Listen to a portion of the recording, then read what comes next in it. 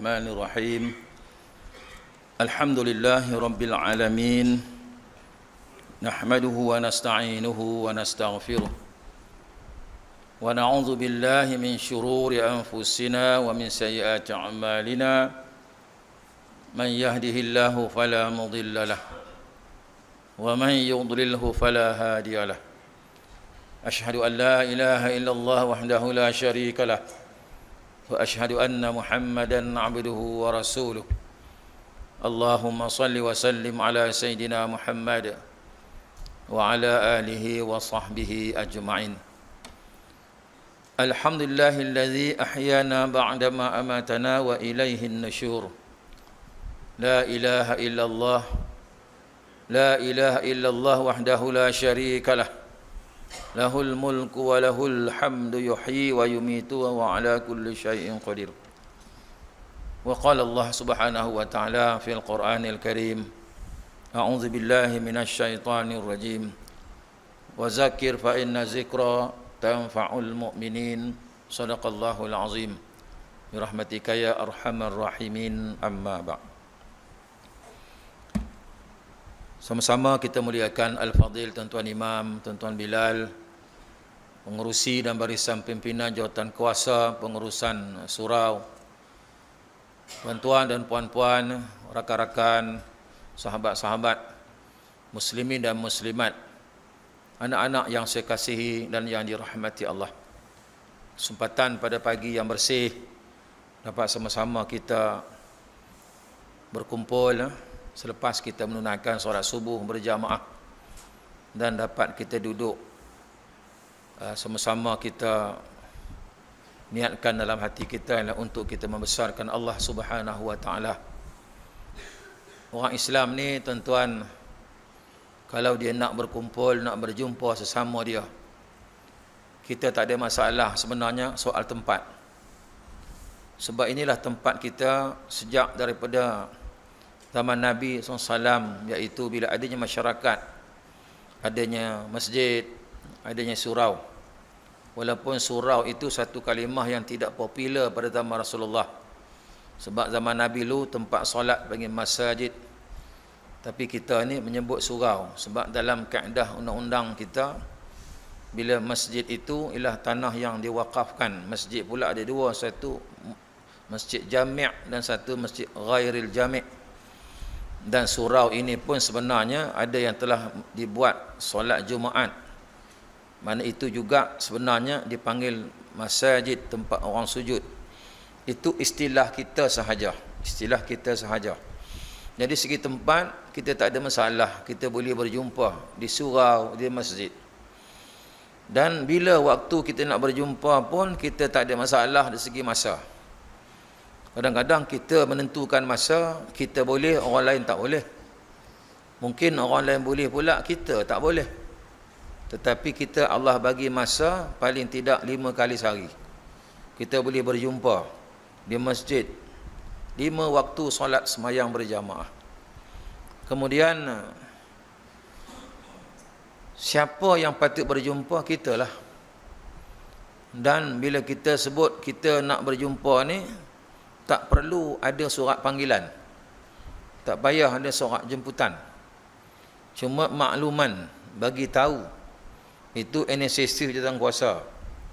Tapi ada juga kadang-kadang bila kita bagi tahu, dia kata tak tahu. Tapi tanya balik dia, tak tahu, pernahkah dia ambil tahu? Jadi kita orang Islam ni, jangan nak menyalahkan orang sebab tak bagi tahu, sebab dia pun tak pernah ambil tahu.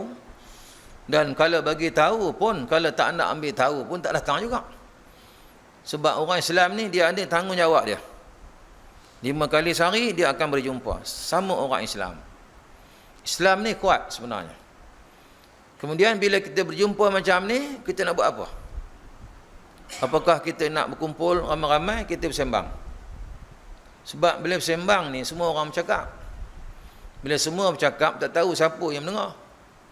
Tetapi bila majlis ilmu macam ni, seorang je bercakap, yang lain semua mendengar. Yang seorang bercakap, yang lain mendengar, semua dapat pahala. Kalau tadi bersembang, semua dengar, semua bercakap, tak tahu ada pahala ke tidak. Kadang-kadang cakap kita mungkin Assalamualaikum je betul. Dan kita ceramah ni pula, kita mengajar, kita seorang bercakap. Kita mesti bertanggungjawab apa yang kita cakap, sebab yang mendengar tu ramai. Akan dipertanggungjawab depan Allah Subhanahu wa taala. Kalau cakap kita tak betul, maka tak betul lah orang dapat. Dan tak betul lah amalan orang. Itu sebab bila kita bercakap, maka ada panduan kita. Panduan kita ambil Al-Quran.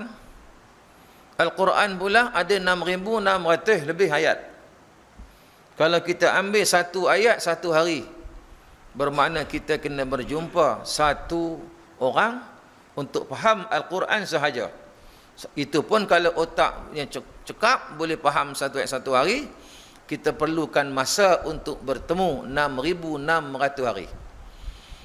Mana kalau satu ustaz cerita satu ayat, kita kena ada ustaz 6,600 ustaz. Itu kalau kita faham satu hari satu ayat. Kalau kita jenis otak yang lambat sikit, kena 1 minggu baru faham satu ayat. Ustaz pula nak menerangkan pula, modal banyak, seminggu baru selesai satu ayat. Bermakna kita kena berjumpa macam ni 6,600 minggu. Bermakna tak tahu kalau bagi berapa tahun pula. Rasanya habis umur kita, tak habis lagi Al-Quran. Jadi jangan nak main-mainlah umur kita.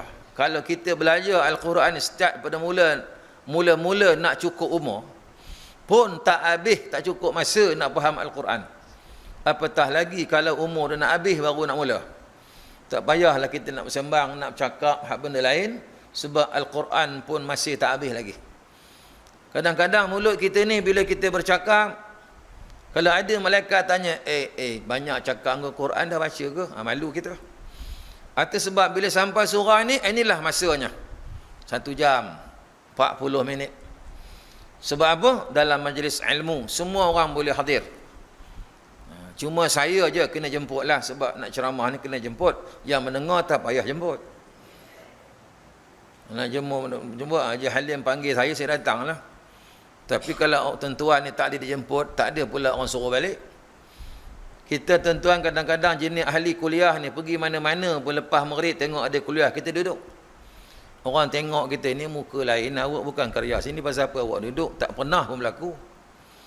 Tapi kalau mana-mana nak ceramah, orang tanya juga. Setakat nak mendengar tak ada masalah. Inilah hebat kita orang Islam. Sebab saya nak mengambil lah kata-kata hikmah daripada Al-Imam Ghazali rahimahullah. Bila kita bercakap ilmu agama ialah memahami jalan menuju kepada akhirat yang dapat diketahui dengan kesempurnaan dan kebersihan akal. Rupanya kita belajar agama ni adalah satu jalan, satu ilmu untuk memahami jalan ke akhirat. Semua kita dalam perjalanan ke akhirat. Destinasi kita sama. Dunia ni ada 2 pintunya, satu pintu masuk, satu pintu keluar. Pintu masuk ialah kelahiran kita. Pintu keluar ialah kematian kita. Pintu kelahiran kita ini tak sama tiap-tiap orang. Pintu keluar pun tak sama tiap-tiap orang. Tetapi semua kita ni sama. Kita akan menuju ke tempat iaitu Yaumil Mahsyar, akhirat. Jadi pintu masuk dulu kelahiran kita. Saya ni lahir dah kira dekat 60 dah. Kira tahun depan bulan Mei 60 lah. Bermakna sudah 59 tahun meninggalkan pintu masuk dulu. Dan kita sedang berjalan menuju ke pintu keluar. Kalau umur kita 60, umur kita 70, umur kita 50 pun, jangan haraplah nak dapat lagi 50. Kalau lagi 50, 100 ni jarang. Ada, kalau ada umur 100 lebih mati, masuk surat khabar. Satu berita. Kalau umur kita 50, kau boleh separuh lagi 75. 30, 80. Saya ni nak dapat lagi 60, 120 payah. Jadi kita kira lah 60, kalau boleh 20, 80. 80 pun tuan-tuan. Kalau umur 80 ni mata pun dah tak nampak. Telinga pun dah korang dengar. Kira tolak 10 lah. Boleh hak 70 je, sempurna ibadat kita. Umur kita 20 dulu, itu umur mengancam. Semua boleh angkat berat umur 20. Pinggang elok. Umur 30 dah macam-macam. 40 lain macam. 50 dah terancam. 60 kata tak berapa cam. Mata pun dah tak berapa cam dah. Kan? Cuma ada mata sikit-sikit tu boleh nampak tu nak ngecam surah je lah. Boleh baca Quran. Penggunaan dah amat terbatas dan terhad. Jadi umur kita surah ni pun kata-kata umur 40 kata. 40 kata ni dah macam-macam dah. Penyakit dah ada sikit-sikit dah. Kalau umur 60 ni nasib baik lah. Boleh jadi tak ada, boleh jadi ada. Ubat pun makan kadang-kadang lupa je, masalah lah. Sebab kita tak ada orang yang bergantung dengan ubat. Jadi ilmu agama ni memahami satu jalan menuju kepada akhirat. Sebab kita ni, dunia ni tuan-tuan, kita ambil bulan Ramadan ni. Bulan Ramadan ni ibarat kita ni macam dalam satu kebun. Kebun buah-buahan. Dusun. Kebun itu ada durian, ada rambutan, cempedak, duku, lanzat, dokong, macam-macam buah-buahan ada. Yang sudah masak ranum yang boleh dimakan. Boleh dipetik. Kalau tuan lah sebagai tuan kebun, tentulah kebun itu akan dijaga. Dipagar elok-elok. Dipagar dengan zinc. Keliling tu kalau 4 hektar lah pagar. Takut pencuri sebab dia berharga. Takut binatang masuk. Jadi apabila dipagar, kunci. Kunci mangga beli kat Huawei tu RM780, berat 2 kilo. Samalah beli pegang mahal kebun ni. Dikepung dengan zinc bawah tu. Takut binatang masuk. Pada satu hari, seekor binatang yang berkaki 4 ekor panjang berjalan dah 4 hari 4 malam tak makan, tak jumpa makanan, perut punya kempis, berseret kaki tu cari makanan. Akhirnya sampai ke kebun, dia tengok buah rambutan yang begitu merah, maka naik semangat, nafsu dia bertambah kuat tenaga dia nak masuk dalam tarikan, nak masuk dalam kebun.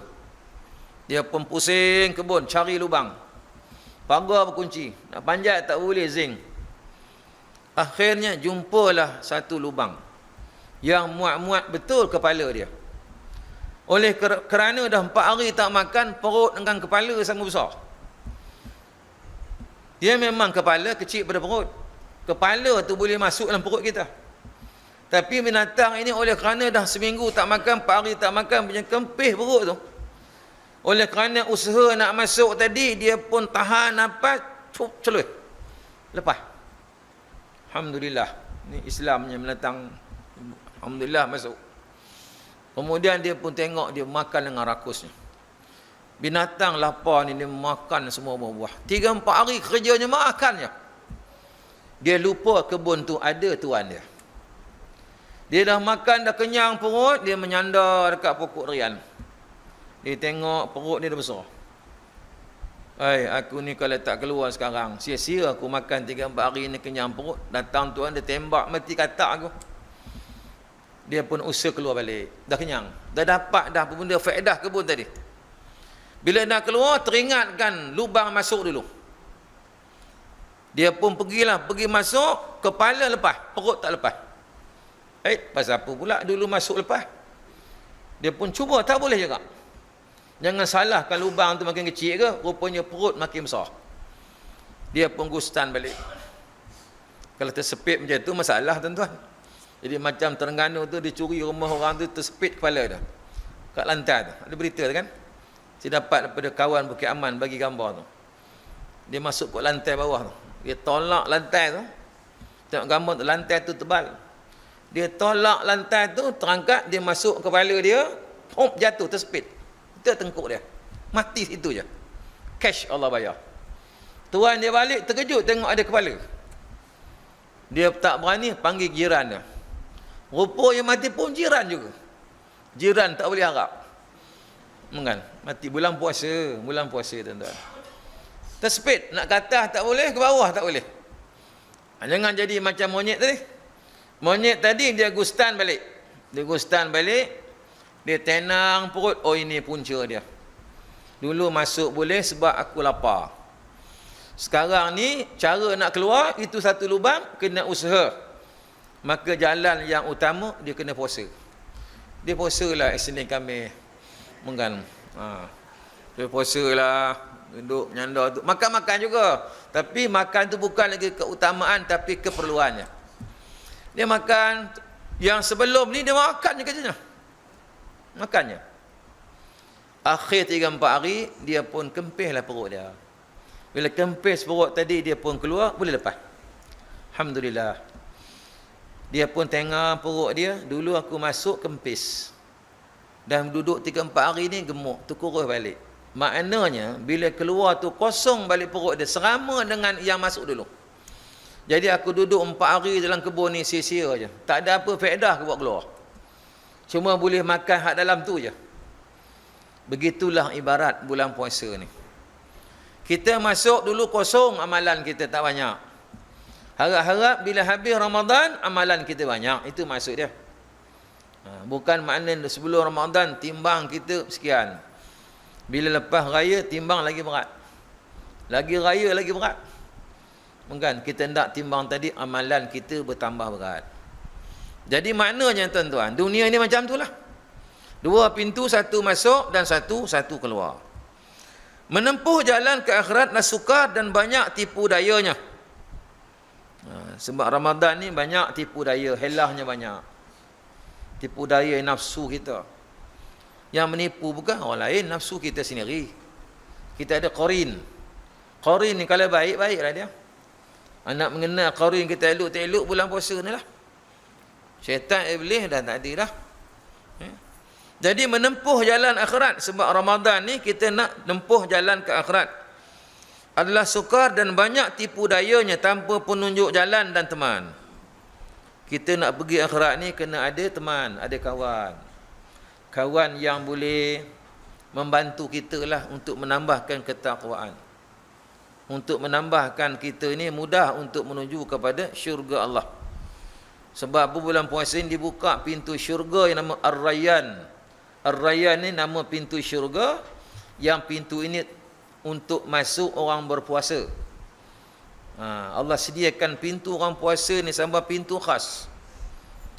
Besok bila kita masuk besok, mana kawan kita, pintu mana dia masuk? Patut pintu ini. Mungkin dia ada pintu lain, pintu sabar. Bulan puasa ni banyak tuan-tuan. Banyak Allah buka pintu-pintu nak masuk dalam syurga Allah Subhanahu wa taala. Bila dibukanya ialah maghrib pada hari Sabtu baru ni. Masuk maghrib tu hari Sabtu malam Ahad tu mula tarawih malam tu kan. Mula buka. Tutupnya bila? Ialah pada 1 hari bulan Syawal, iaitu sebelum solat hari raya. Lepas solat hari raya tutuplah. Bagaimana fitrah pun dah tak boleh bayar masa itu dah. Maka tutuplah. Orang ini sayanglah daftarkan boleh masuk. Jadi kita kena register lah. Ini daftarlah bulan Ramadan ini. Kita lepas takut isteri tak lepas, isteri lepas suami tak lepas. Takut pula kita lepas, si lepas anak-anak tak lepas. Sebab kita bawa anak-anak ke masjid, ke surau, kuliah subuh. Sebab kita nak bawa mereka ke syurga. Masuk syurga ni kena ramai-ramai. Kita tuan-tuan bila makan berbuka tuan-tuan, kalau seorang anak tak ada pusat hati kita. Bagaimana besok syurga besok kita masuk, anak tak masuk? Anak pula masuk, mak tak masuk, kena susah hati. Mak aku mana? Mak yang melahirkan kita. Jadi masuk syurga ni ramai-ramai, seronok.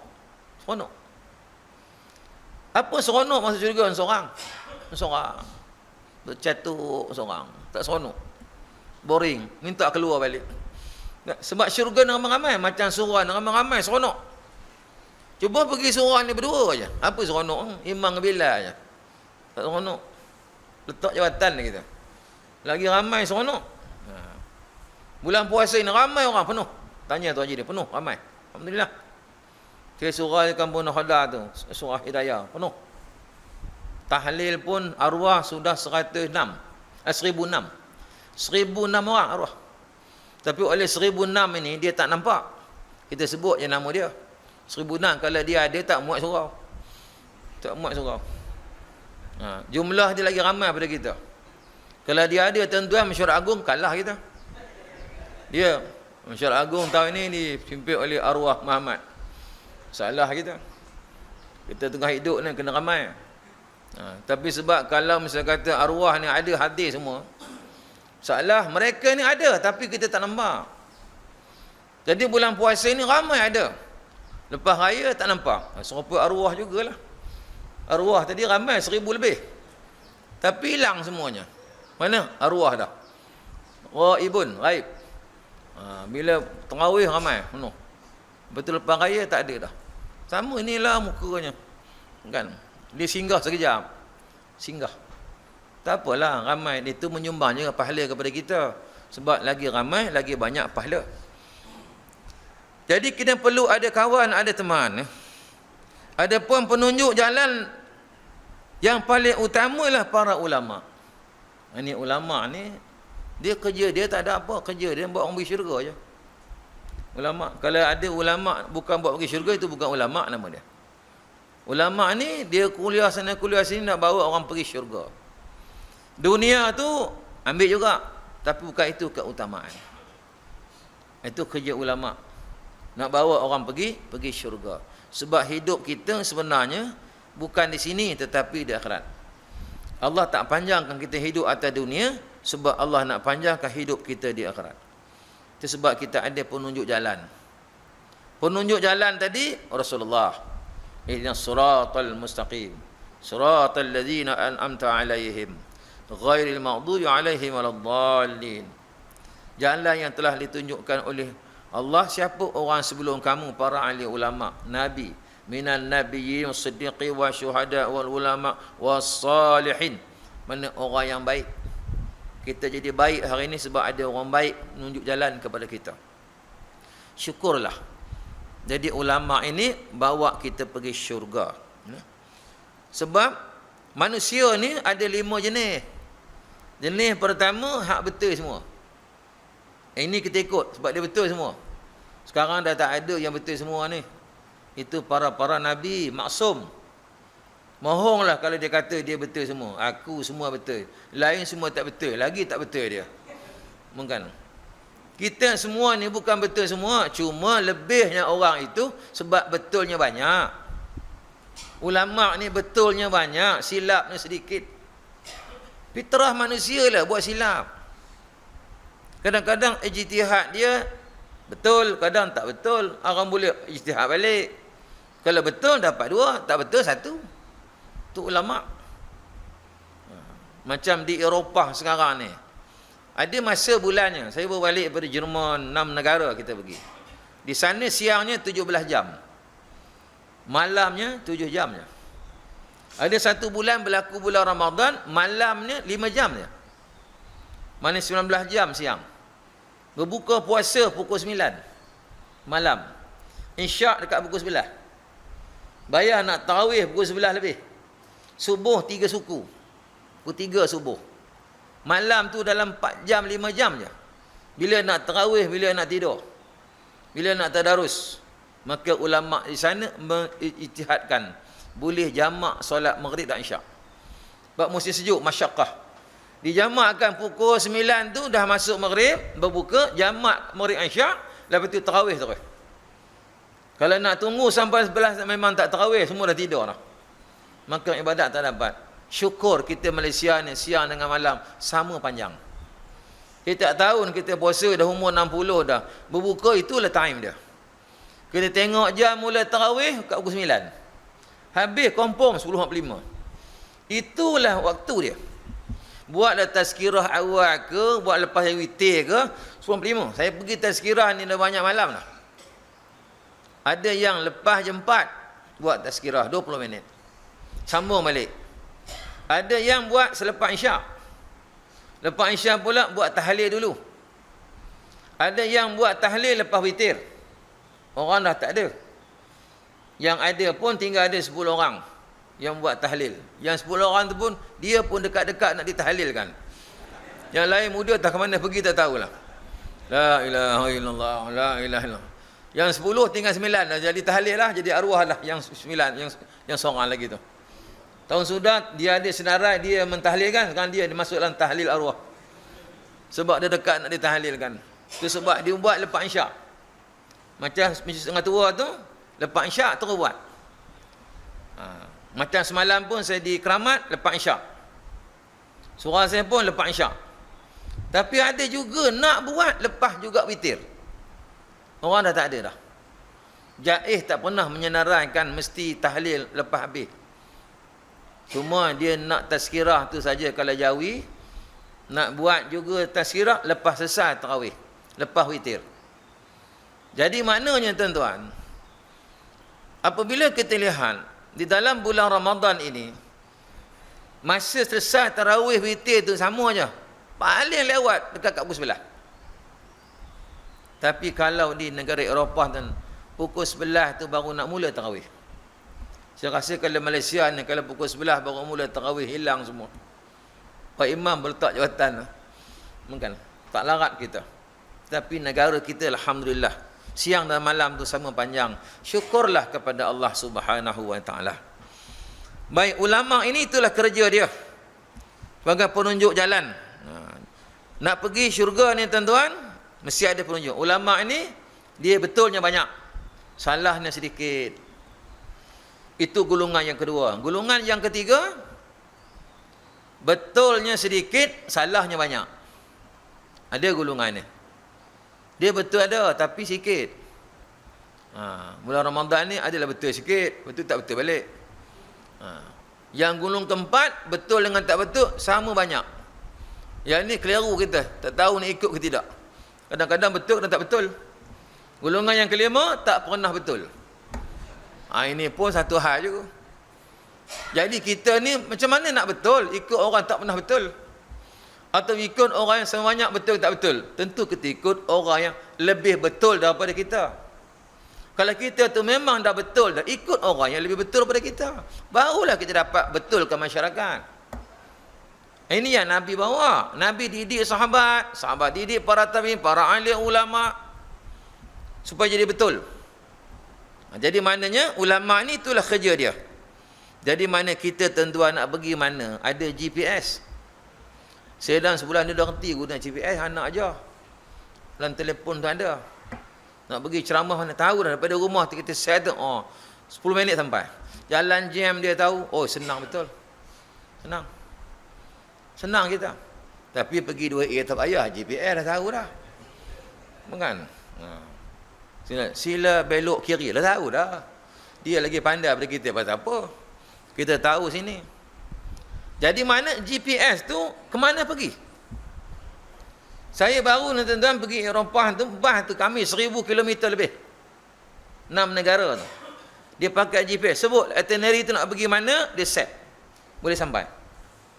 Dia boleh set pukul berapa sampai. Senang nak jamak semayang. Jamak awal ke jamak akhir ke. Sebab satu alat. GPS. Sekarang ni mana alat kita GPS nak pergi syurga? Ini Allah bagi bulan Ramadan ni. Nak betulkan GPS tu. Kan tarawih betul tu. Lepas raya GPS lain pula. Bukan? Kena ikut GPS tu. InsyaAllah boleh sampai. Dia akan masuk dalam syurga. Allahumma inna nas'aluka ridhaka wal jannah wa na'udzubika min sakhatika wan nar. Kita nak masuk syurga minta Allah. Setlah GPS, mesti sampai punya. Saya pergi ceramah tu Bahal, anak saya bawa kereta. Bah, apa nama masjid, alamat dia. Set, boleh sampai. Sekian jam.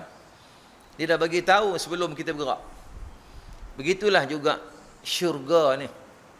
Kita boleh tahu tuan-tuan.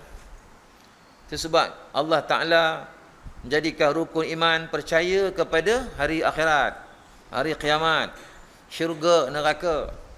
Sebab kita nak pergi sana. Kita cuma boleh naikkan manusia yang bernama Syekh Muzaffar 365 km ke angkasa. Itu masih lingkup dunia. Itu sebab kita boleh bercakap lagi. Sebab apa? Melalui satelit. Tapi kalau hantar ke syurga, tak boleh cakap dah. Terputus hubungan. Tetapi hubungan dengan hati. Sekarang ni bila kita masuk syurga, bukan dengan alat, tetapi hati. Sebab iman tu letak di hati.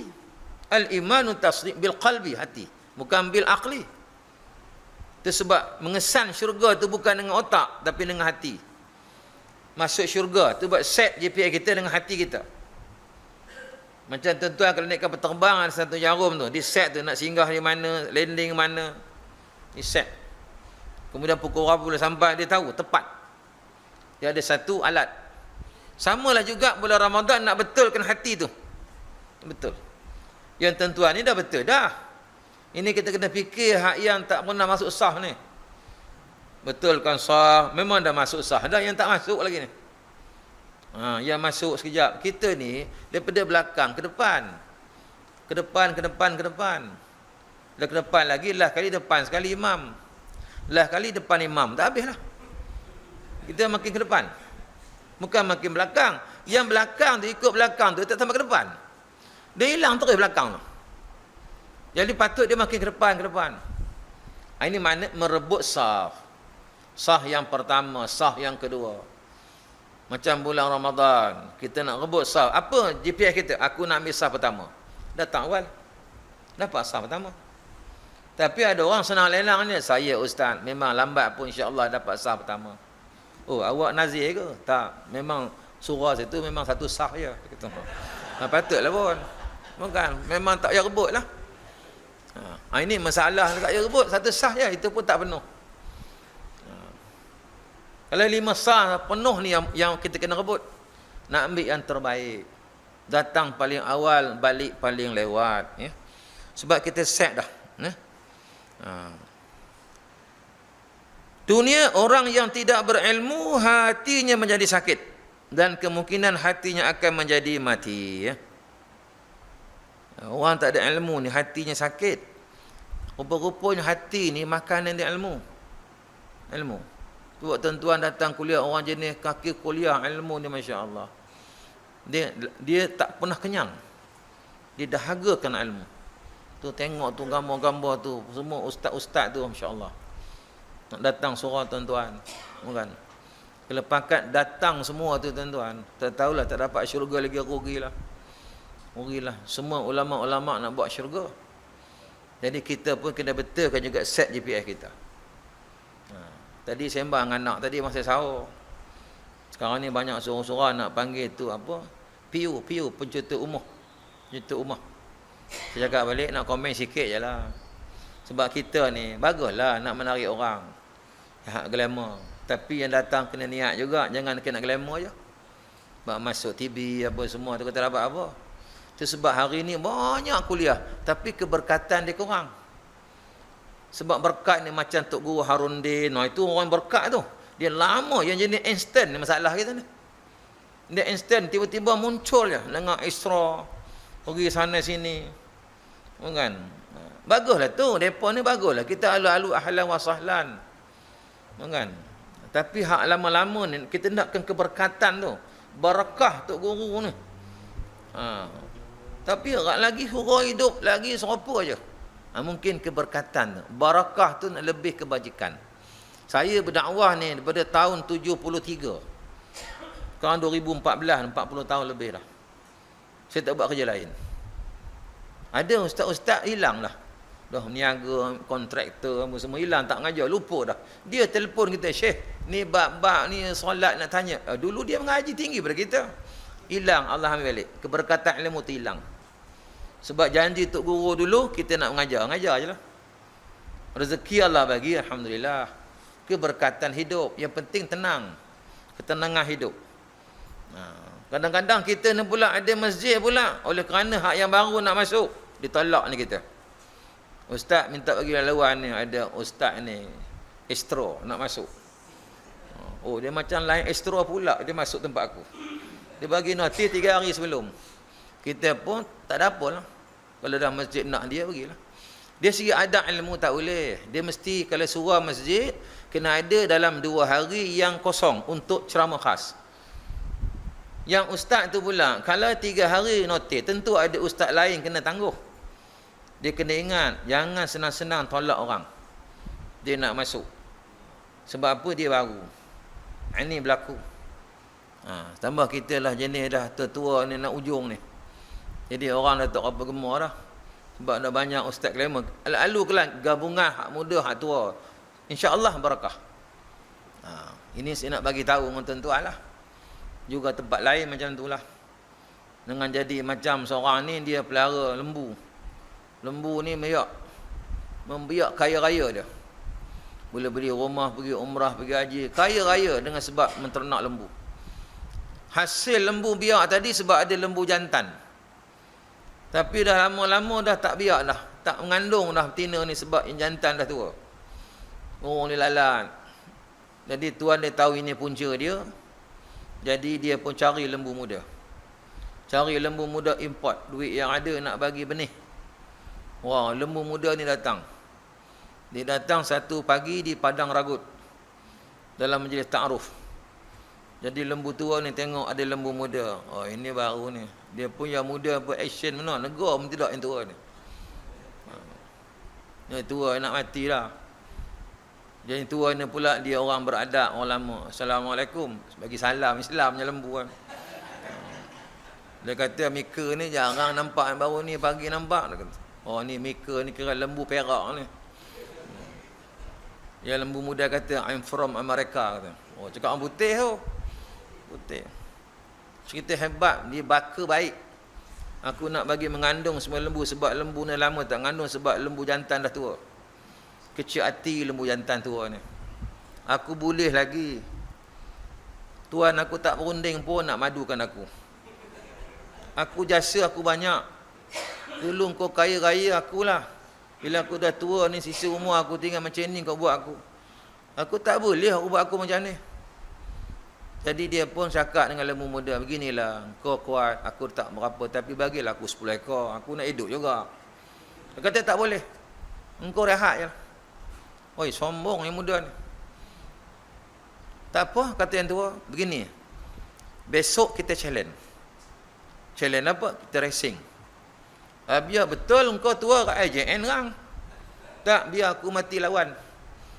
Aku tak boleh buat macam ni, aku kecil hati. Yang muda kata, tak apalah.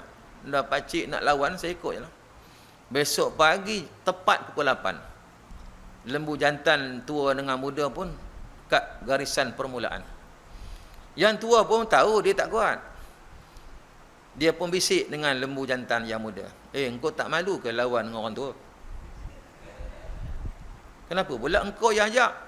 Yalah kalau engkau menang pun orang bertikai kan sebab engkau muda aku tua. Memang patut aku kalah pun. Tahu pun. Ginilah, bagilah aku lari dulu. Engkau apa takut? Engkau muda, kau kejarlah aku. Oh tak ada masalah. Oh cakap besar lagi tu. Kau larilah, aku boleh hambat kau. Oh yang tua dapat peluang, dia pun lari. Lari sampai tengah padang, action yang muda baru kejar. Lari laju ni. Kalau tak boleh potong, malu besar. Dalam pada dekat-dekat nak potong tadi. Dia follow belakang lembu tua ni, pang kena tembak, mati yang muda tu. Rupanya tuan dia perhatikan, bodoh punya lembu, aku beli nak rabat lembu betina, yang jantan dia kejar ni. Mati. Jadi senyumlah lembu jantan ni. Yang tua. Padahal muka kau. Ajak berunding tak nak. Rupanya tua-tua dia cerdik. Pengalaman dia banyak. Matilah muda tadi. Tak kesampaian lah. Dia pun seronok duduk celah-celah betina ni. Dapat lagi aku. Dapat lagi. Akhirnya, tuan tadi pun fikir balik. Kena cari lagi lembu lain. Yang ini silap lembu. Silap faham dah tu. Dia beli 10 ekor. 10 ekor lembu jantan. Lagi banyak dia belinya. Geram punya pasal. Datanglah di Padang Ragut 10 ekor lembu jantan muda. Oh, yang tua dah risau dah. Habislah aku buat geng pula dia ni. Buat geng pula. Macam mana nak buat? Yang muda pun siap kau. Dulu seekor boleh kau tipu, kami 10. Tak ada Nak challenge boleh. Ingat-ingat ajak berlari lagi. Rupa bukan berlari pula. Trik baru dia buatnya. Kau nampak tak sungai tu? Rupa ada sungai kat Padang Ragut tu. Pak lu minum. Boleh tak kita berenang? Lalu berenang pergi seberang sana. Oh tak ada masalah. Kami muda. Oh sanggup semua.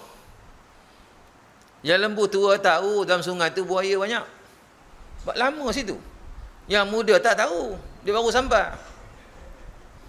Sekarang siapa nak dulu? Tak apa, biarlah kami dulu, kata yang muda. Rupanya buaya dalam sungai ni, dia cukup suka buah lembu ni. Nyemerangnya ngap, itu je dia nak. Jadi pergi nyemerang sekar. Pergi nyemerang, buaya ngap. Sampai seberang sana, hilang.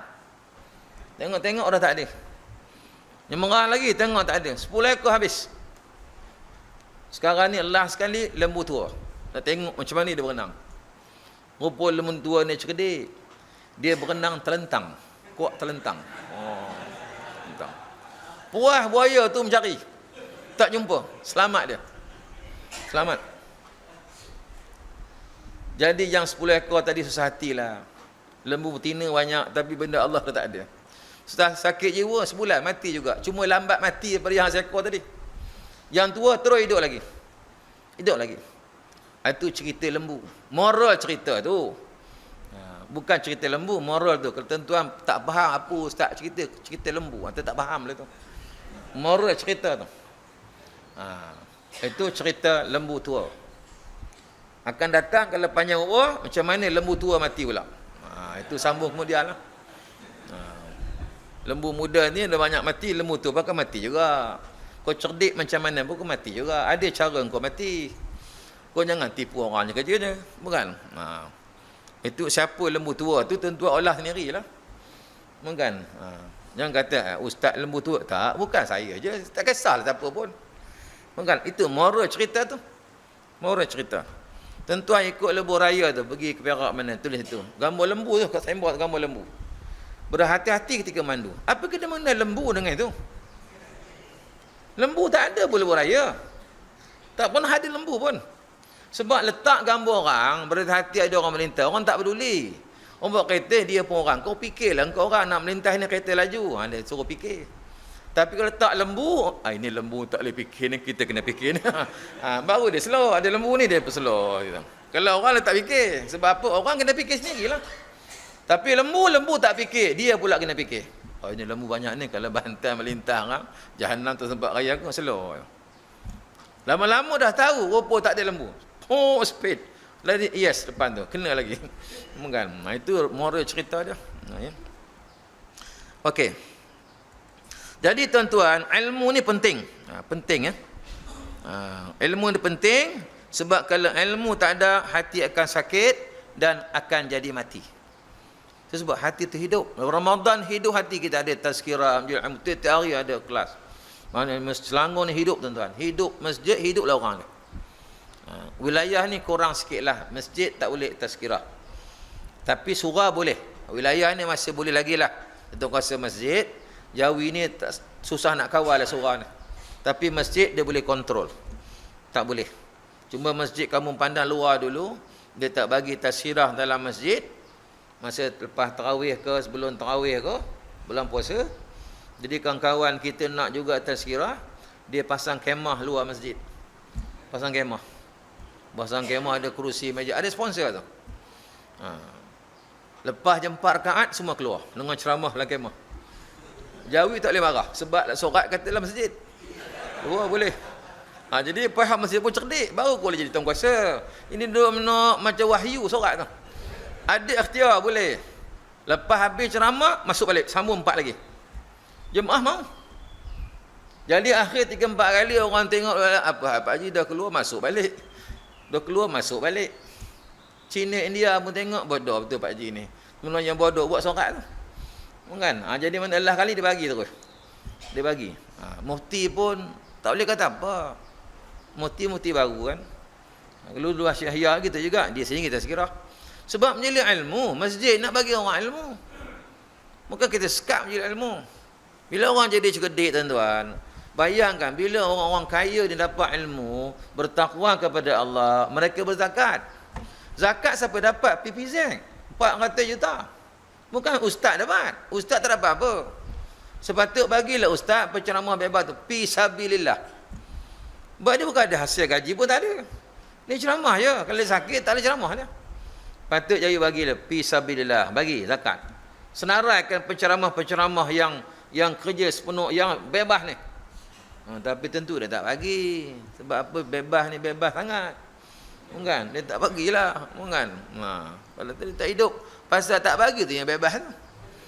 Kan? Cuba bagi. Dia tak bebas ni. Allowance dapat orang, tak dapat orang. Kan? Bagi 5,000 setahun. Duit zakat banyak. Tak ada salah. 5,000 setahun tuan-tuan. Berapa ribu? Berapa ratus bulan?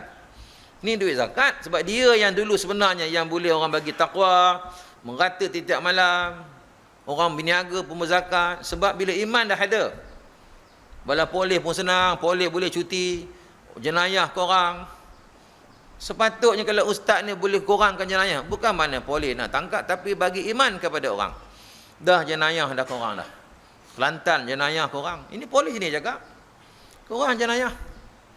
Sebab dengan kesan beri ilmu, hidup jiwa mereka. Jak agama pun tak banyak kes. Sebab apa? Tak ada suami lempang. Mana pun nak ustaz suruh suami lempang isteri. Tak ada. Suruh elok-elok, tolong masih sahur. Bukan? Kan ini benda baik. Jadi patutnya polis ni bukan tangkap ustaz. Sebab tu dia pula iring ustaz.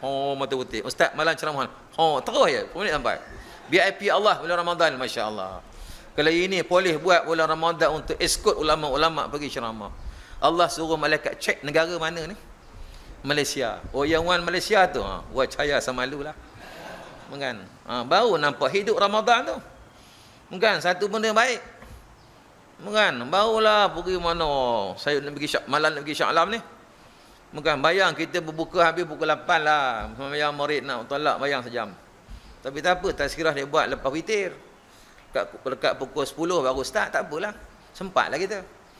Kalau jenis yang buat lepas Aisyah, jenuh kita. Putus horat kita nak sampai. Tapi kalau polis tu kena prom. Terus Masya Allah. Kemudian khoda tu, ayok. Siapa tu? Ustaz Syihabuddin, Masya Allah. Tak payah bertanding pelang raya lah. Dah duduk dalam tu, VIP Allah. Bukan kita nak megah, tidak. Nak cerita bahawa itulah peranan. Tak ada masalah, tuan-tuan. Tak ada masalah. Ini kadang-kadang bila orang tu dah mati, kita minta polis escort, barulah escort ke jenazah. Dah mati kawan. Buat apa je kubur? Kita nak pergi surau masjid tu, dia pun dapat tak pergi. Mengiringi ustaz berkat. Berkat Perdana Menteri yang barakah. Lebih kebajikan. Bukan?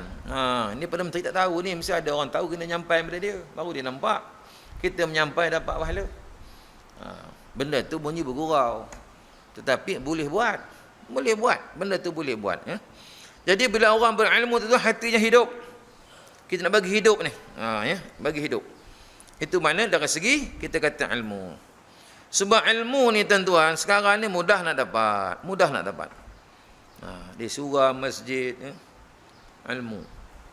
Ilmu ni kena duduk, kena dengar, kena tengok. Tak tahu, tanya. Ada lidah, itu benar ilmu. Kalau dengar kaset, setakat mendengar je, tapi tak tengok ustaz. Tapi kalau kita tengok ustaz dalam TV pula, tengok ustaz tak tengok kita. Tapi datang surah ni, ustaz tengok dapat pahala. Tuan-tuan tengok saya dapat pahala.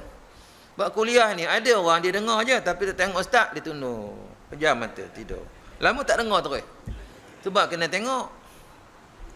Tapi ada juga ustaz tak tengok jemaah dia tu. Maka begitulah hukumnya. Macam tak ada orang. Itu ustaz dulu.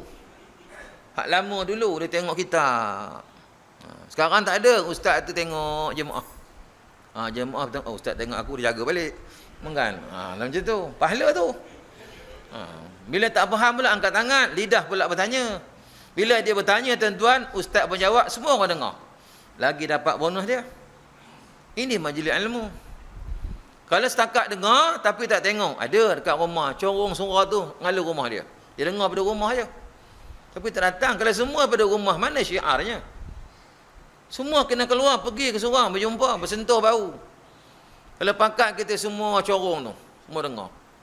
Tak ada pasal masuk YouTube pun semua. Tak, itu kaedah sahaja. Tapi sunnah, duduk dalam ilmu tu sunnah. Sahabat bersama Rasulullah. Ada yang dia mendengar, ada yang melihat je tapi tak dengar. Tadi mendengar tapi tak tengok. Yang ni tak, dia tengok je tapi tak dengar. Dia tengok, ada kuliah, dia tengok tu belah terus.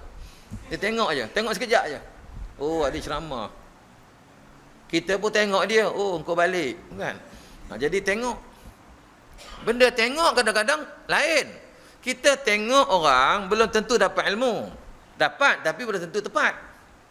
Macam kita tengok orang tu, oh muka dia, oi bengih. Berparut tu, ini mesti gangster mana ni. Oh bengih, ini mesti lempang bini 4 kali sehari ni. Kita hukum terus. Sebab wajah ni dia boleh berwajah, boleh jadi orang ni lagi baik dengan si dia. Yang hak jenis senyum belum tentu baik. Sebab manusia ni dia boleh berwajah. Itu sebab manusia dengan binatang, binatang lebih ikhlas daripada manusia. Rimau tuan-tuan nak makan orang, mana pernah senyum dulu? Ada pernah jumpa rimau senyum? Dia baik tepuk bagi salam dulu. Tidur 3 malam bagi kita makan dulu. Hari keempat baru dia makannya kita. Rimau tak ada, mula-mula dia buka taring kita lari awal dah. Binatang lebih ikhlas, menunjukkan sifat dia. Manusia tak tunjuk. Dia tunjuk baik kata, dia bagi tu, dia bagi ni, siap, dia bagi kita makan. Besok baru dia makannya kita. Lagi banyak dia makan. Sebelum pelang raya macam-macam bagi tu, bagi ni. Dia bagi prim, bagi, ambil tak ada masalah. Bagus tak? Tarawih pun datang tambah habis. Apa tak lagi? Dia boleh berwajah. Boleh berwajah. Nak tunjuk dia baik. Kadang-kadang dapat bering 500 tuan-tuan. 200 balik rumah. Kenapa? Seronok dapat 500. Boleh tunggu dah kena saman potong dah lain. 300 hilang. 200 balik. Dia tunggu, dia ambil balik. Cara nak ambil macam-macam. Sebab seronok sangat melompat macam kera dapat 500. Seronok pun bawa laju. Boleh tunggu dah. Dia tahu dapat bering kat sekolah ni mesti bawa laju ni. Seronok. Tak sempat balik rumah 500. 300 bagi saman. 200 je. Baik senangnya tolak saman 300. Habis cerita. Ini. Dia bagi kita tuan-tuan, dia nak makan balik. Ini wajah-wajah. Ya. Sebab apa? Kalau tengok, belum pasti duduk, belajar, dengar, tanya. Baru dapat faham ilmu. Setakat tengok tuan-tuan, belum tentu benda yang kita tengok tu betul. Orang merogol tuan-tuan, perogol bersiri, tak pernah tunjuk dia perogol. Tak pernah tunjuk. Orang nak merogol siri tuan-tuan, dia pakai tie. Smart, ada uniform dia. Ada name tag nama tu. Baju ke dalam, pakai stokin, kasut berkilat. Rambut belah tengah. Pegang kunci kereta. Bukan kereta ada orang, kunci je. Nyala kat kereta tu. Hai, orang perempuan tengok di KL macam ni, paling tidak officer bank gaji 12,000. Cerah masa depan. Tegur-tegur ambil nombor kontak, jumpa, bagi sirap harga RM1.5 je. Pening-pening bawa balik, dah kena dah. Besok cari orang baru pula. Dia tak tunjuk jahat dia tu masa itu. Ini orang perempuan kena tengok, datang bagi salam, elok pakai, tak pakai lebay pun. Dalam Islam ada hukum, kalau orang tak kenal jangan buka pintu. Buka selat lansir dulu. Buka sikit apa hal. Saya ni gini. Jangan, suami saya tak ada di rumah. Habis cerita. Tak boleh buka. Kadang-kadang nak minta minum air lah. Saya ni nak makan ubat ni pening lah. Angkang kita pening balik kan. Macam-macam wajah sekarang ni. Bukan? Macam-macam. Anak-anak kita rambut semua. Berhati-hati sebab di luar ni, walaupun kita hari-hari mengajak orang jadi baik, rupanya orang yang tak baik tu masih ada lagi. Malah dia ramai lagi yang tak baik itu. Dia yang tak baik itu berwajah-wajah. Ini masalah kita. Kita hendak biar wajah tu kita faham betul-betul. Bukan setakat kita tengok, kita hukum terus. Orang ni baik, orang ni tak baik, bukan. Kita nak mengenal bukan senang. Manusia. Allah bagi kita otak, suruh kita fikir. Berfikirlah. Ya? Sebab apa bila kita tengok, belum tentu tepat. Macam cerita orang kampung datang Kuala Lumpur. Urusan bangunan tu tingkat 30. Nak naik ke atas 30 tu dua cara, naik tangga dengan lift.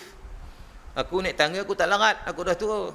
Naik tangga tak ada masalah, memang dah reti naik tangga, tangga surah, tangga masjid. Rumah dia bertangga. Naik lift ni pula, nak naik lift pula aku tak reti. Nak bertanya orang tak ada. Bukan boleh pakai masuk je, masalah nanti. Orang kampung takut dia lift ni. Jadi apa ceritanya? Tengok lift dulu. Tengok. Buka tutup, buka tutup. Kat 11 minit tengok lift. Nak tanya orang tak ada. Lama lalu dua orang putih. Orang putih pula masuk lift. Nak bertanya juga orang putih faham. Oh, dia tekan butang tu. Oh, tekan itu tutup lift. Dah tahu dah. Dah tahu dah. Oh, macam itu cara dia. Orang putih masuk lift tadi turun naik, mungkin turun tingkat 10. Tunggu lift buka lift. Buka lift tengok keluar orang negro hitam. Tadi masuk putih keluar hitam. Dah rentung, dah hangus orang.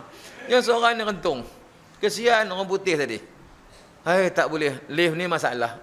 Dia duduk bayang lift tu ada api ke dapur ke. Ini aku masuk kan, aku berentung sama. Dia tak bayar masuk lah. Baik aku naik tangga je.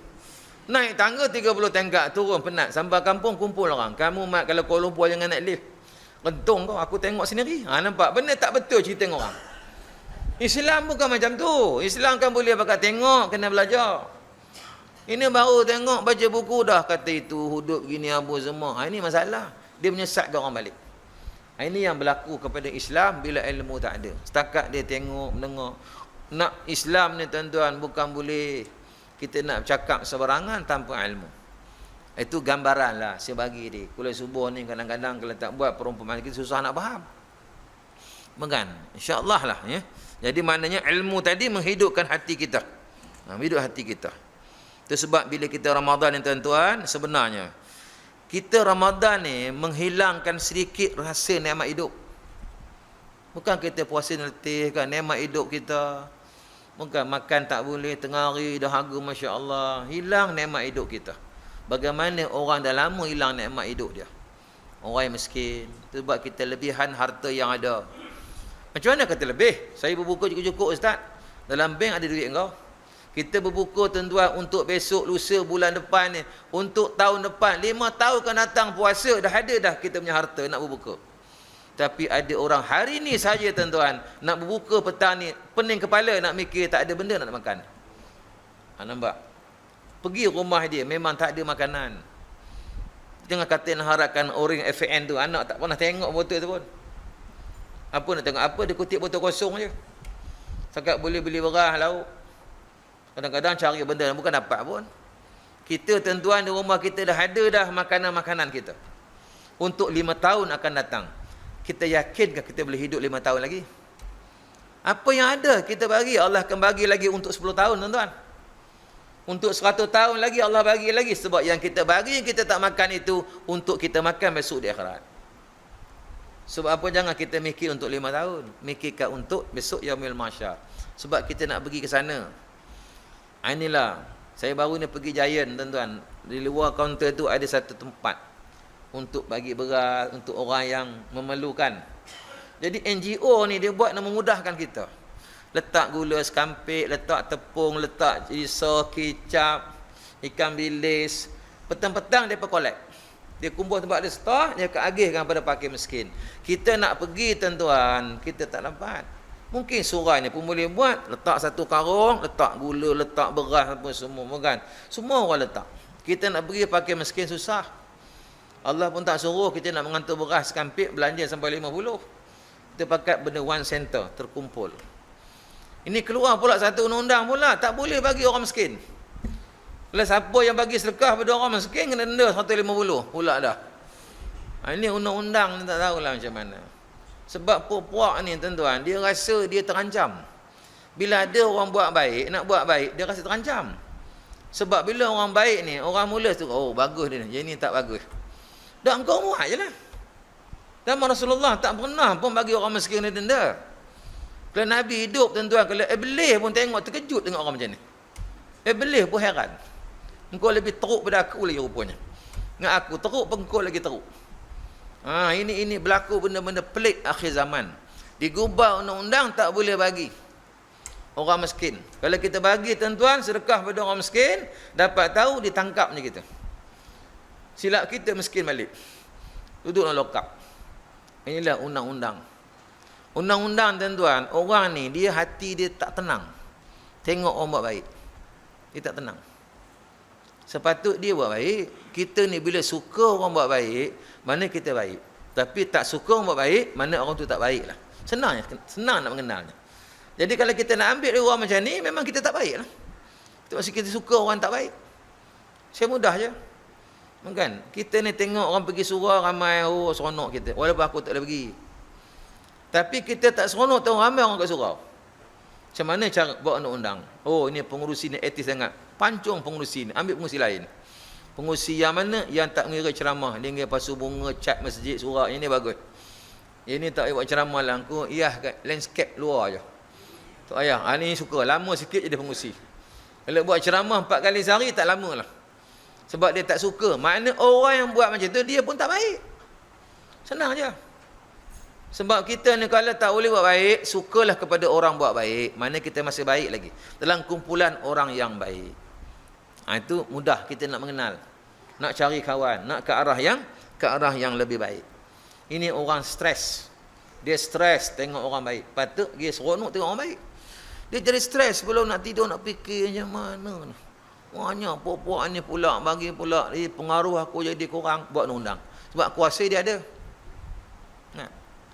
Dia stres. Macam orang buat taksi, stres. Apa stres? Sebab hari buat taksi, jam jalan, stres. Kena saman-saman tak bayar, stres. Kena pula hari ni buat taksi pula, duit tak ada. Tiba pula semasa hari pula tak ada penumpang. Jalan jam. Sewa tak bayar lagi ni. Lah ni satu perempuan tahan. Dia seorang tahan. Bagaimana? Putrajaya. Oh, jauh tu. RM40 dapat tu. Dah mula bawa. Beli beras boleh dah RM40 ni. Beli lauk cukup lah. Alhamdulillah. Senyum Pak Ji ni. Dah sampai Putrajaya senyap. Turun mana je? Senyap. Tengok-tengok pensan. Udah stres balik. Siapa pula nak bayar? Kan? Alah, lepas tu aku dapat 40. Pensan pula aku pensan. Taksi lain, taksi aku pula aku pensan. Pensan lah lepas raya ke. Kenapa sekarang pula aku pensan? Stres kawan tu. Bawa pergi hospital. Bawa ke hospital, tunggu sekejap. Tunggu-tunggu, doktor datang. Tahniah cik, isteri tuan mengandung 3 bulan. Bila pula isteri aku? Dia numpang taksi aku je. Dah perempuan tu pula, sedang pula ngaku inilah orang yang aku mengandung. Pula dah dituduhnya kawan. Stres balik. Lama report boleh masuk lokap. Menung malam dalam lokap. Lah aku dalam taksi tak bayar, kena masuk lokap. Pula kena tuduh, pula tak pasal-pasal aku. Stres kawan tu. Besok pagi tu datanglah polis bawa ke hospital, cek. Nak pergi keadilan. Cek pula alhamdulillah. Mandul. Bila mandul lepaslah tuduhan. Benda mengandung. Selamat dia. Bawa taksi balik, hilang stres. Sampai sekat jalan stres balik sebab teringat ada anak 3 orang kat rumah. Siapa pula bapak dia? Aku ni ngandul. Lagi stres balik kawan tu. Lagi stres dia lah. Bina aku kali 3 pula dia kata. Jadi panjanglah cerita stres ni. Hidup ni memang kalau tak ikut Allah memang stres. Memang stres. Itu ceritalah bukan stres. Jadi mudah-mudahan tuan-tuan kita hidup ni itulah ikut agama, insya-Allah kita selamat. Jadi mungkin setakat itulah. Kuliah subuh ni 40 minit sejam cukuplah. Tuan-tuan untung panggil penceramah yang sudah umur macam ni. Dia tak boleh lama, 40 minit je. Jadi tuan-tuan selamat. Jadi yang dengar kalau umur macam saya dia selamat. Sebab tak boleh lama. Sebab kita boleh 40 minit sejam je. Kalau ambil yang muda tuan-tuan dia derah 2 jam, letih tuan-tuan. Jadi mana kena ambil juga yang tua ni. Dia tahu diri dia tak boleh lama, tuan-tuan pun selesa. Sama-sama selesa lah. Kalau yang muda-muda dia bantai 1.5 jam. Taubat lahum aku tak datang lah kata. Dia memang seronok atas kerusi. Tuan-tuan bersila ni masya-Allah, boleh jam tuan-tuan kaki kita. Masuk hospital, kan? Lagipun kerja kita banyak nak buat yang lain lagi. Jadi wallahu alam. Mungkin kalau ada pertanyaan silalah. Kalau ada nak bertanya lah. Ya. Tak kisahlah. Tapi tak payahlah tanya lagi, ustaz puasa qada tu boleh ke sekali ke puasa 6? Itu soalan sebelum perang. Tak faham lagi, itu masalahnya. Sila.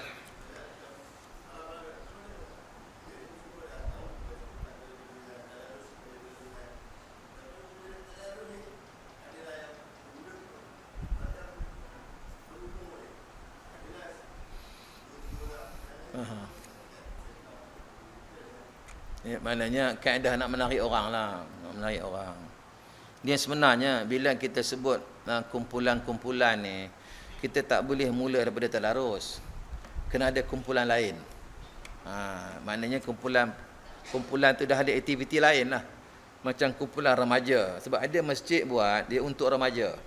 Remaja ni, dia bukan terus tadarus. Dia dah ada aktiviti lain dah sebelum ni. Yang ni kita nak kaitkan dengan tadarus, senang je. Maknanya kita, orang kata endah je.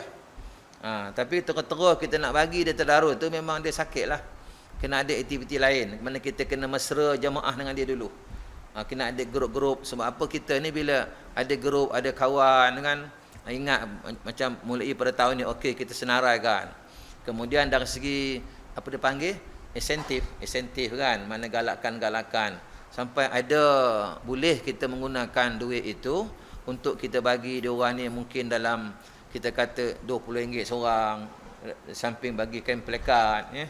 Dan nak menyampaikan pula itu ada majlis, rasa dia hargai, dinilai.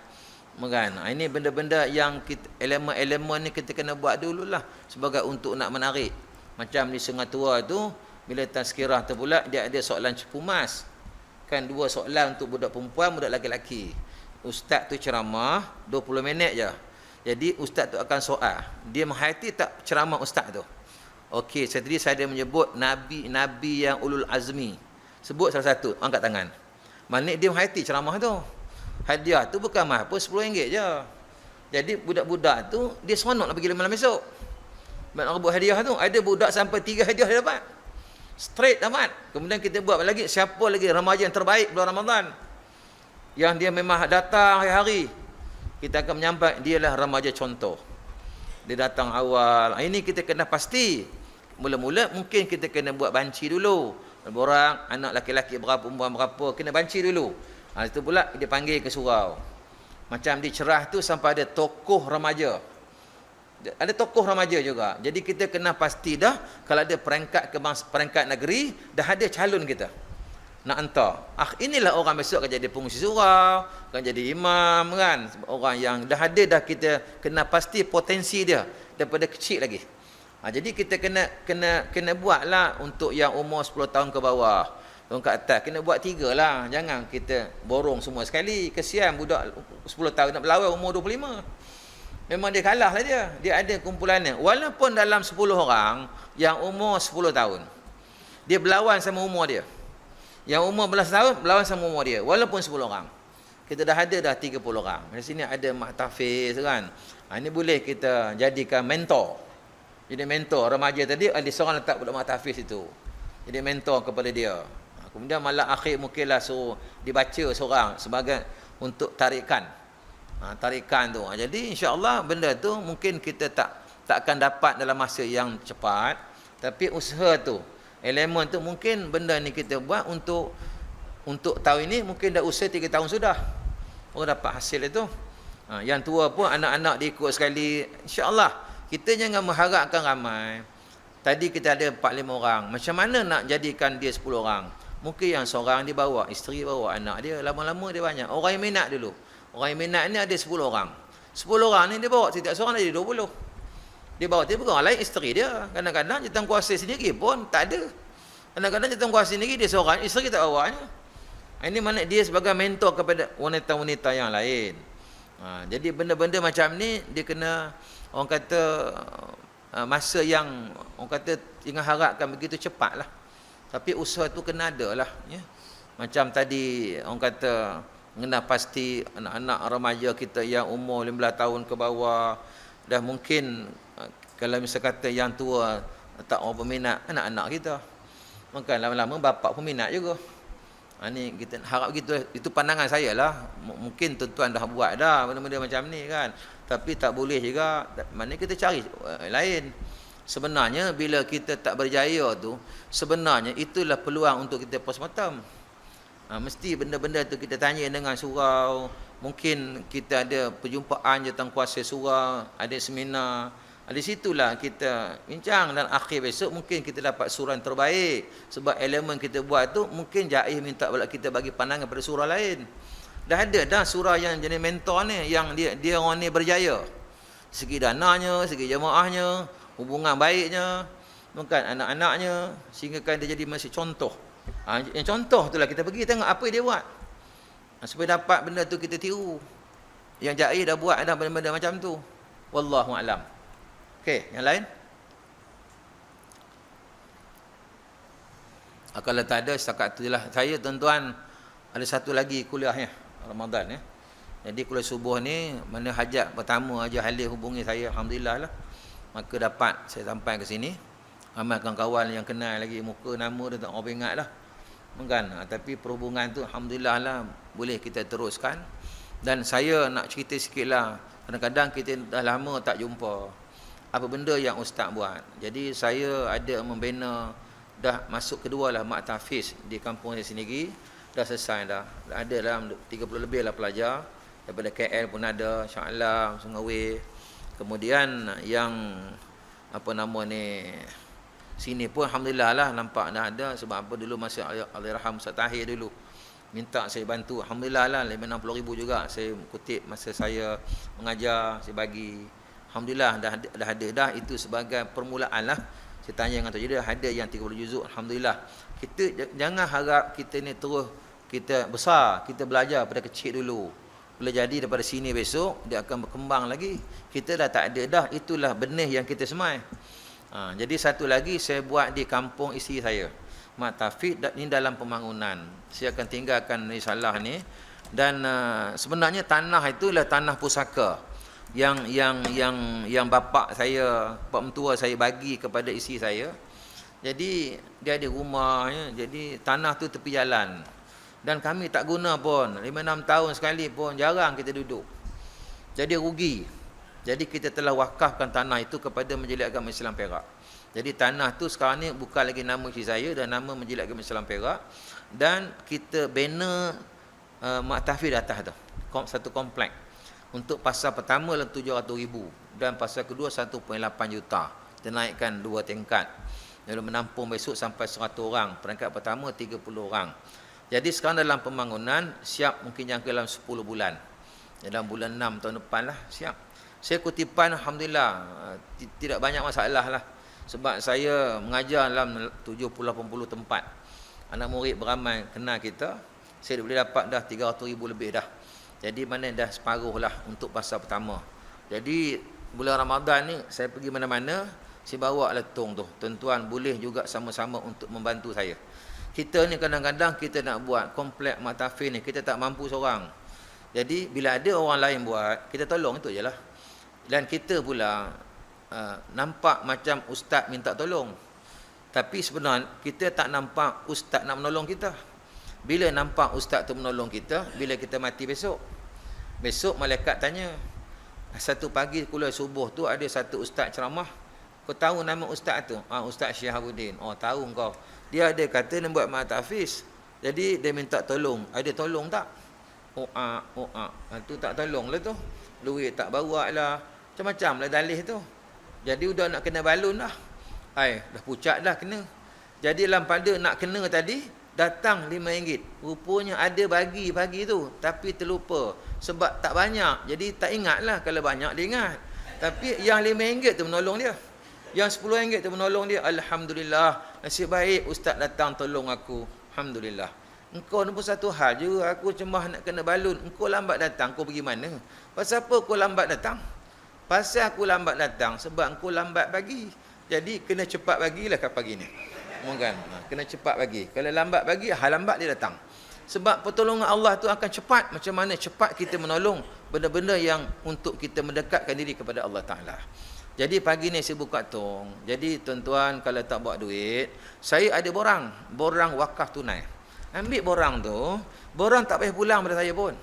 Tuan-tuan ambil nombor akaun, niatlah untuk nak bagi pahala mak kita ke apa. Dia ada 2 bank, satu bank Islam, satu bank. Bank pula tak ada masalah, boleh bank to you. Saya dalam masa 2 minggu tu masukkan belas ribu. Saya dah edarkan borang tu beribu dah. Tak tahu siapa yang masuk. Kadang-kadang kita nak bagi lantung RM1 sikit sangat. Tapi kalau kita pergi bank pula, klik RM1, orang tak tahu pun. Orang tak nampak. Tapi kalau kita buat setiap bulan, ada orang tuan-tuan, dia nak bagi pada saya, iaitu sebulan 100. 10 untuk dia, 10 untuk isteri dia, untuk mak dia, bapa dia, anak dia, niat pahala. Sebulan 100. Bila sebulan 100, dia nak bagi selama 4 tahun. Bermakna 48 bulan, 4,800. Nak bagi 4,800 serentak, tak mampu. Tetapi dia bagi sebulan 10, insya-Allah dia mampu. Jadi jariah ni tuan-tuan, tak perlu bagi banyak. Biar sedikit, yang ramai-ramai ni, walaupun sedikit, tapi semua bagi, jadi banyak. Daripada seorang bagi banyak, lain semua tak bagi, tak banyak jadinya. Sebab jariah ni kita sumbang menyumbang, lengkap melengkap. Orang ni bagi RM1, RM5, RM10. Jadi banyak. Sebab kalau pop seorang bagi RM500 juta. Saya tak minta tempat lain lah. Jadi tentuan naya. Tentuan naya. Sebab apa tak dapat saya nak tolong. Itu sebab maknanya saya pergi merata dapat 500. Semalam saya dapat 500. Tengah hari saya dapat 1,000 lebih. Sebab Jumaat. Ramai orang. Tapi ada ambil nombor akaun, dia masuk. Yang masuk tu mungkin masuk 100, masuk 200. Bukan? Jadi maknanya tuan-tuan boleh bantu saya lah. Kalau pagi ni tak dapat, yang mendengar telinga kita, mungkin tazkirah Ramadan besok. Maka boleh bawa. Tapi jangan pula tahu malam Ustaz Syafuddin aku tak datang. Dia tahu tak datang. Bukan? Jadi maknanya, ini kita niat nak sama-sama untuk nak menolong. Jadi tanah tu kami tak share. Tanah tu 100% kami tak ada jual lot, kami wakaf terus pada Jawab Agama. Tetapi yang nak share tadi yang atas tanah. Nak buat bangunan tadi macam ni atas tanah ni kita nak share. Yang bila siap besok komplek besok, maka automatik bangunan itu jadi hak tuan tanah. Tuan tanah tadi bukan kami, pejabat agama. Pejabat agama tadi ialah wakaf yang dipelihara. Kalau atas nama individu, belum tentu. Sebab ada hari ini mak tahfiz yang nama individu, suami dia mati, isteri rebut balik tanah tu. Ini berlaku sebab tidak diwakaf secara dokumen. Saya tak nak anak-anak nanti berebut tanah, jadi kita wakaf. Bila wakaf, besok kalau saya panjang umur, saya nak menguruskan harta wakaf ini sampai saya nak landing. Sebab apa? Saya tahu kita dah tua ni, kita pun tak larat nak berterusan dakwah. Sebab ibarat lembu muda tadilah, lembu tua ni ramai orang ni bukan. Tengah ini cerdik lagi lembu tua ni. Bukan. Jadi sebelum lembu muda nak jahanamkan kita, jadi kita berundur dirilah. Carilah tempat nak landing. Sebab kita nak akhir ending kita yang baik-baik. Duduk mak tahfiz besok mungkinlah 2-3 tahun lagi lah. Saya akan duduk kat sana lah. Sebab di Perak pun seronok dengar cerita saya nak balik duduk sana. Boleh pula tolong-tolong di Perak pula dalam usaha agama. Sebab di Perak ni bukan agama je. Semua serba-serbi korang. Bukan cuma harap nama je Perak. Perak ni kira hebat sikit lah. Orang Perak ni hebat. Telinganya Perak, matanya Perak, semua Perak. Bukan. Yang lain semua tak Perak. Jadi wallahualam. Jadi tuan-tuan borang pun ada. Kemudian kotak pun nanti pun ada. Tuan-tuan bolehlah bantu saya. Jadi mudah-mudahan yang ini saya tinggalkan surah ni. Tuan-tuan boleh baca. Kalau tuan-tuan nak lagi ada dalam kereta saya banyak saya buat ni. Banyak saya buat ni. Jadi tapi buat ni tuan-tuan semua duit. Semua duit ni. Ini saya buat ni dalam RM3.50. Saya buat ni. Jadi kalau rasa ambil tu nak bagi dalam 100, 200 tu boleh ambil ni lah baca ni. Kalau setakat nak bagi RM2 tak payah ambil lah. Bukan sebab modal kita buat pun RM3.50. Tapi saya letak di surah ni boleh baca ramai. Boleh baca ramai, dia tengok besok kan. Sebab apa bukan tak nak bagi. Sebab kita tak nak duit yang tuan-tuan bagi tu. Saya buat ini balik. Saya tak nak kita duit tu banyak mengalir, tuan-tuan buang begitu saja. Jadi mana kalau ada orang korporat nak berzakat, itu memang kita bagi ni lah. Bukan kita bagi biar dia faham betul-betul apa kita nak buat ni. Sebab kita ni buat ni mengikut standard Kementerian Pendidikan. Bukan mak tahfiz yang kita buat ada duit kita sambung, tidak. Plan yang kita buat pun kalau kena bayar mau RM100,000. Tapi arkitek tu tak nak duit, free. Engineer free, QS semua free. Jadi kontraktor pun kita sap-sap sehingga kita ada buat tanda OKU, bilik OKU. Sebab kita buat yang ikut standard pendidikan.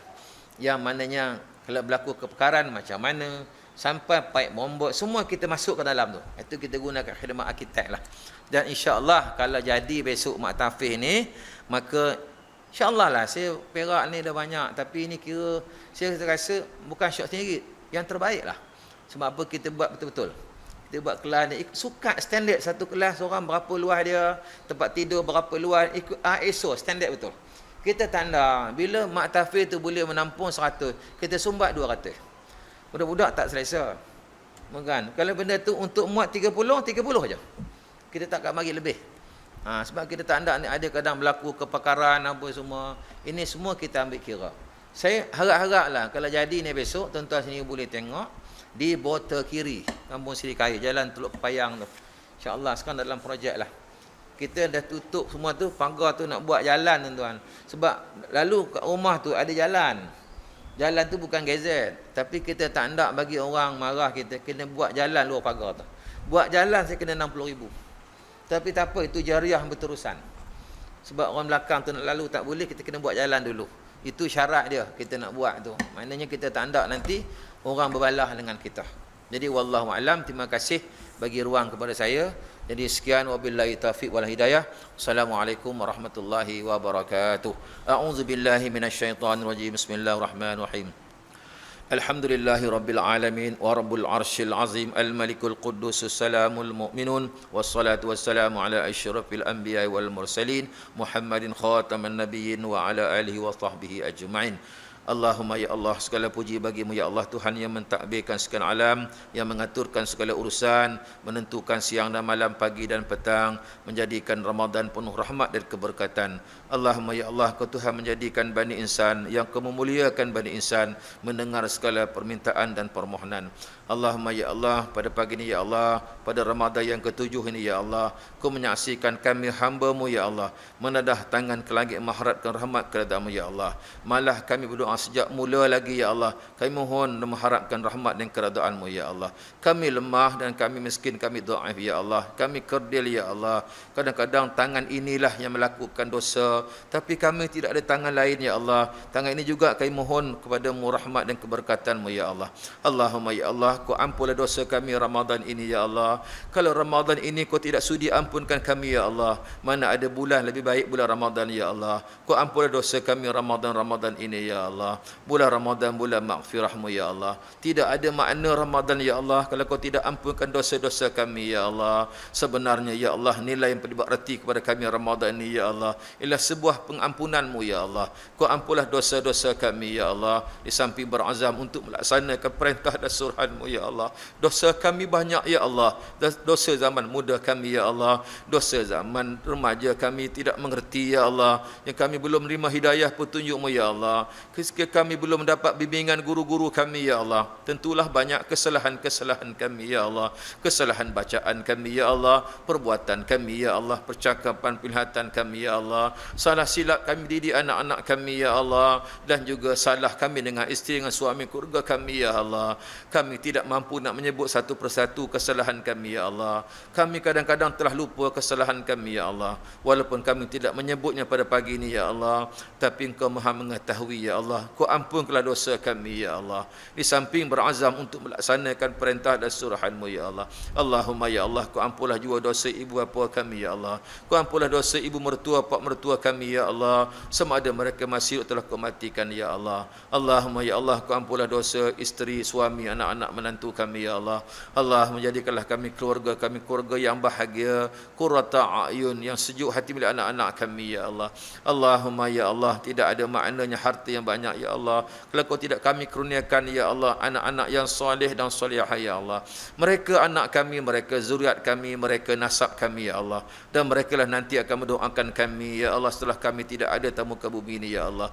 Allahumma ya Allah, Kau terima segala amal ibadat kami dalam bulan Ramadan ini ya Allah. Puasa kami, tarawih kami ya Allah, Al-Quran kami ya Allah, tadarus kami ya Allah, sedekah kami ya Allah, walaupun ianya sedikit itu terdaya untuk kami lakukan ya Allah. Allahumma ya Allah, kadang-kadang kami gelisah ya Allah dengan Ramadan ini ya Allah. Kadang-kadang kami gusar ya Allah. Kau ampun dosa kami ya Allah. Kau tampunlah kelemahan-kelemahan kami ya Allah. Kau bantulah kami ya Allah. Kau tolonglah kami ya Allah. Yang Kau hampakan harapan kami ya Allah. Rabbana atina min ladunka rahmah, hayyi' lana min amrina rasyada. Kau sambunglah, Kau kurniakanlah kami ya Allah untuk bertemu Ramadan yang akan datang ya Allah. Allahumma, kami bersyukur ya Allah, Kau panjangkanlah umur kami ya Allah, dan Kau beri kami kesihatan yang sempurna ya Allah. Kau jauhlah kami penyakit yang menderita ya Allah. Rabbana atina fid dunya hasanah wa fil akhirati hasanatan wa qina azabannar. وأدخلنا الجنة مع الأبرار يا عزيز يا غفار يا فتاح يا عليم يا رزاق يا أرحم الراحمين. اللهم اختم لنا بحسن خاتمة ولا تختم علينا بسوء الخاتمة. ربنا تقبل منا صلاتنا وصيامنا وأعمالنا ودعاءنا وحاجاتنا ونياتنا إنك أنت السميع العليم. وتوب علينا يا الله يا مولانا إنك أنت التواب الرحيم. دعوهم فيها سبحانك اللهم وتحياتهم فيها سلام وآخر دعواهم أن الحمد لله رب العالمين. تقبل الله منكم.